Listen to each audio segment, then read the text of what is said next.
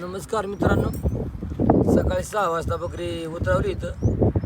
तर बघा हे पाल पण दिलं कारण पाऊस टिपटिप येत होता. त्यामुळे पाल पण आपण द्यावं लागलं. बघा मागे पाठीमागं तुम्हाला जाळी मारली, काठी केली. काय इकडं काय झालं, लांडग्याची भरमी दिली. लांडगा जर आला तर बकरं घेऊन जाणारच. म्हातारे कसं काय वाटतं इकडं बकरं, कसं काय इथं कसं काय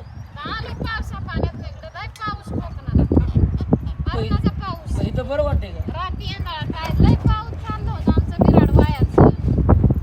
आपल्या भागात पाऊस कमी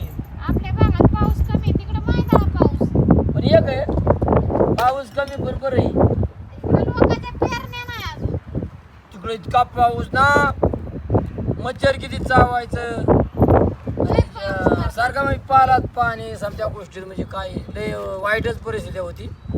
इथं खायला कमी मिळेल पण जरा फरक होईल, बकऱ्यांना फरक होईल आणि आम्हाला पण फरक होईल. एखादा बसलोय या पायांची बघा बेकारी काही झाली. सारखा पाऊस चालू, वाहना तुटल्या, चांबडीच्या वाहना तुटल्या. या रात्री नवीन वाहना घेतली बघा. लईच पाऊस, काय ठिकाणी तर माणसं सुद्धा पावसाने मारली.